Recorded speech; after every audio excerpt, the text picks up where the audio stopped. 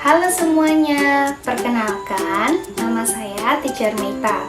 Nah, kali ini Teacher Meita akan membawakan materi atau mengajarkan anak-anak semua tentang indera pendengaran.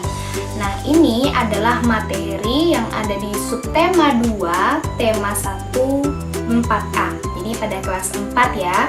Jadi hari ini atau kali ini Teacher Meita akan membawakan tentang materi indera pendengaran yaitu telinga. Nah sebelumnya Teacher Meita mau bertanya dulu pada anak-anak, masih ingat nggak anak-anak kita punya berapa indera? Betul, ada 5 indera yang kita punya. Nah makanya disebut sebagai panca indera ya. Nah panca indera ini ada apa saja sih kalau di manusia? Kita mempunyai indera, pertama indera penglihatan dulu ya, yaitu mata. Kedua, ada indera pendengaran, yaitu telinga. Ketiga, ada indera pembau, yaitu hidung.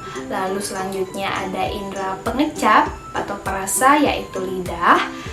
Dan yang terakhir ada indera peraba atau kulit atau tangan ya, yang kita gunakan biasanya untuk menyentuh.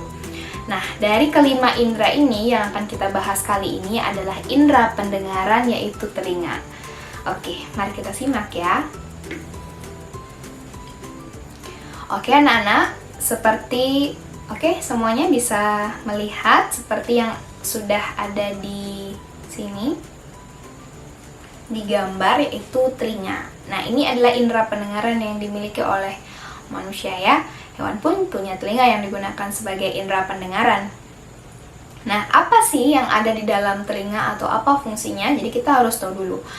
Fungsi dari telinga kita adalah menerima berbagai macam suara atau bunyi dan langsung melanjutkannya atau mengirimkan suara tersebut ke otak. Kenapa dikirim ke otak? Ya untuk diterjemahkan oleh otak. Ya kemungkinan kalau suaranya atau bunyinya mengandung makna tertentu, nanti otak bisa mentranslate atau menerjemahkan apa makna dari suara itu. Selanjutnya, ya ini ada gambar adik yang pegang telinga ya. Jadi telinga kita ada berapa ya? Ada 2 ya. Bagian-bagiannya.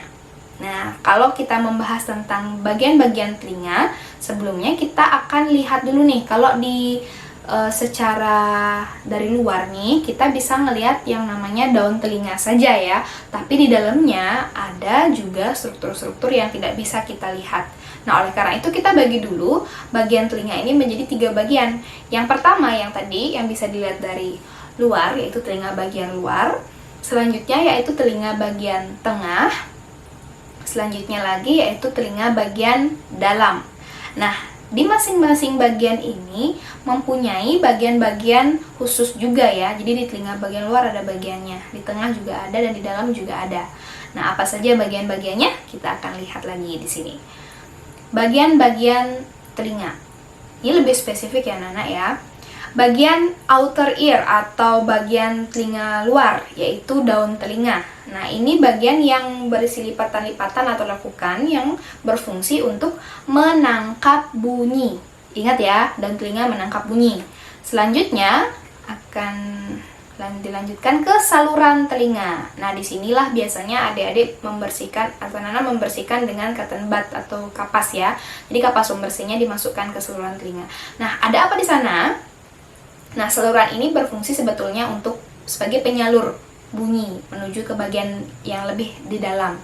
Nah, tapi di sini juga terdapat yang namanya cairan serumen. Cairan serumen itu merupakan cairan yang sedikit lengket dan berwarna kuning yang digunakan oleh telinga untuk melapisi bagian rongga tersebut. Misalnya kalau ada kotoran atau seandainya ada benda asing yang masuk, nah dia akan terperangkap di sana. Oke, tapi biasanya cairannya itu tidak banyak ya. Kalau misalnya cairannya banyak dan berbau, nah itu biasanya terkena penyakit tertentu. Selanjutnya, ketika sudah ada di dalam, nah kita akan menyebut yang namanya gendang telinga. Ini di bagian tengah. Gendang telinga ya seperti gendang, ada membrannya atau selaputnya di sana yang berfungsi sebagai penerima bunyi pertama yang ada di dalam ya. Setelah diterima oleh gendang telinga, bunyi tersebut akan diteruskan menuju ke tulang pendengaran. Nah, kita punya 3 jenis tulang pendengaran, yaitu tulang martil, tulang landasan, dan tulang sanggurdi. Ini akan diteruskan langsung menuju 3 saluran setengah lingkaran yang akan diteruskan lagi ke rumah siput. Lucu ya namanya ya, rumah siput, yang bentuknya seperti lingkaran-lingkaran yang ada di cangkang siput atau keong. Ya, fungsinya rumah siput untuk mengubah, tadi kan dari bunyi ya, masih diterus-teruskan dalam bentuk bunyi atau suara. Nah, di rumah siput ini diubah menjadi sinyal pendengaran yang akan dilanjutkan lagi ke saraf, dan saraf akan membawanya ke otak. Dan yang terakhir, kita juga punya saluran eustasius. Saluran eustasius, fungsinya apa sih? Nah, saluran ini adalah saluran yang berfungsi untuk menyeimbangkan tekanan yang ada di luar tubuh dan di dalam tubuh. Adik-adik pernah mendengar istilah THT? Ya, istilah THT kepanjangannya adalah telinga, hidung, tenggorokan. Nah, kenapa ada telinga, hidung, tenggorokan? Ya, mereka semua sebetulnya adalah suatu saluran yang terhubung. Jadi ada penghubung dari telinga, hidung, dan tenggorokan. Nah, salah satunya yaitu penghubungnya adalah saluran eustasius ini. Dia menghubungkan dari telinga ke tenggorokan. Nah, kenapa menghubungkan dari telinga ke tenggorokan? Nah, digunakan untuk ini menyeimbangkan tekanan udara biasanya. Kalau teacher ingatkan nih, adik-adik kan pernah tuh ya ke dataran tinggi, naik motor atau naik mobil, lalu tiba-tiba telinganya seperti tuli, jadi plek, tuli, nggak bisa dengar apa-apa. Atau mungkin waktu naik pesawat terbang, ya saat sedang lepas landas, tiba-tiba di ketinggian tertentu nggak bisa dengar apa-apa. Nah, ini dikarenakan tekanan udara yang ada di luar tubuh dan di dalam tubuh itu tidak sama atau tidak seimbang. Nah, saluran inilah yang berfungsi untuk menyeimbangkan. Jadi eustasius berfungsi menyeimbangkan tekanan. Biasanya untuk mempercepat, adik-adik bisa seperti ini, atau menganga ya. Jadi digunakan untuk menyeimbangkan, karena ketika mulut terbuka biasanya udara yang ada di dalam tenggorokan dan di telinga kita lebih cepat penyeimbangannya. Begitu ya. Selanjutnya kita akan lanjutkan ke bagaimana cara kerja dari telinga kita. Nah, cara kerjanya mungkin sudah teacher bahas sedikit tadi. Nah, kita mulai dulu dari luar ya. Pertama, bunyi akan ditangkap oleh daun telinga atau auricula dalam bahasa biologinya ya. Selanjutnya akan diteruskan masuk ya di dalam gendang telinga dan diterima dan dilanjutkan ke tulang pendengaran yang 3 jenis tadi ya. Selanjutnya masuk lagi ke telinga bagian dalam, ketemu sama si rumah siput dan akan diubah oleh si rumah siput menjadi sinyal pendengaran dan dilanjutkan ke otak. Oke, ini gambarnya kurang lebih begini ya. Oke, 1 tadi ditangkap oleh daun telinga. 2, masuk ke dalam saluran tentu saja dan diterima oleh gendang telinga. 3, akan diteruskan oleh gendang telinga ke saluran pendengaran. Ke tulang pendengaran.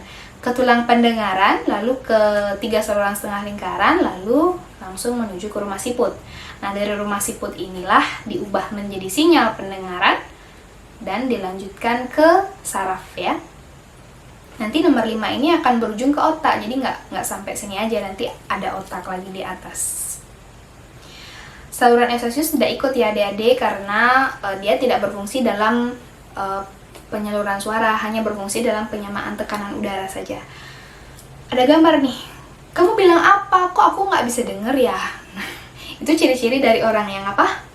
Tuli ya. Kalau orang tuli berarti tidak bisa mendengarkan suara. Gimana sih kalau orang tuli rasanya? Nah, coba tuh tutup telinga adik-adik keduanya. Kedengaran suara nggak? Nggak ada kan? Nah, begitu rasanya. Ya, jadi orang yang tuli tidak bisa mendengar suara. Nah, gangguan pada telinga. Nah, kita bahas gangguan pada telinga ya. Jadi gangguannya apa aja sih selain yang tadi tuli itu? Ini ada tuli konduktif. Tuli konduktif ini adalah tuli yang tidak bisa mendengarkan sama sekali ya. Karena ada beberapa tuli yang masih bisa mendengarkan seperti suara bising-bising saja tetapi tidak jelas. Nah, kalau tuli konduktif ini sama sekali sudah tidak bisa mendengarkan dan harus ya membutuhkan alat bantuan untuk bisa mendengarkan. Kalau adik-adik lihat atau anak-anak lihat yang bagian berwarna putih yang dipasang oleh dokter ini adalah alat bantu pendengaran. Selanjutnya adalah otosklerosis. Nah, dari namanya, ini sebetulnya artinya adalah kelainan yang ada di tulang pendengaran. Jadi tulang pendengaran kita kan tadi ada 3 jenis ya. Di dalamnya ini kadang-kadang di beberapa orang dia bisa bertumbuh secara berlebihan atau besar tumbuhnya di dalam, sehingga akan menyebabkan gangguan penghantaran bunyi atau suara. Sehingga kalau ada gangguan pendengaran penyaluran suara berarti kan berujung pada ketulian juga ya, sama aja sama ini. Selanjutnya yang terakhir adalah otitis media. Otitis media adalah kerusakan pada telinga bagian tengah. Nah, ini biasanya ada di sekitar membran timpani atau gendang telinga ya. Gendang telinga itu ketika kita misalnya membersihkannya terlalu keras, kadang-kadang bisa robek dan nanti berujung pada bernanah. Nah, kalau sudah bernanah biasanya ada cairan yang sampai keluar. Nah, ini biasanya bisa menyebabkan rasa sakit yang luar biasa pada telinga. Ini namanya otitis media ya, dan semuanya bisa berujung kepada kok nggak bisa dengar ya, ketulian. Jadi bisa jadi tuli. Kita lanjutkan. Oke, cara merawat telinga. Nah, tadi kita sudah membahas tentang gangguannya. Lalu untuk menghindari supaya tidak terjadi hal-hal yang mungkin bernanah, sakit telinga, dan ketulian, apa yang harus kita lakukan? Ya, tentu saja kita harus merawat ya. Bagaimana cara merawat yang betul?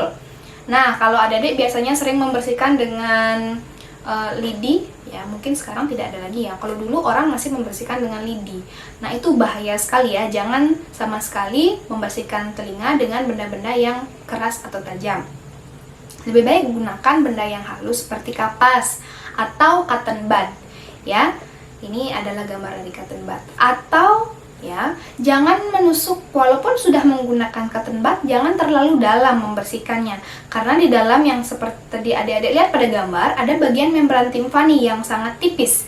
Nah, kalau itu sampai terkena atau misalnya terganggu, itu bisa robek dan bisa mengakibatkan tadi otitis media, bernanah ya. Itu tidak boleh terlalu keras ya.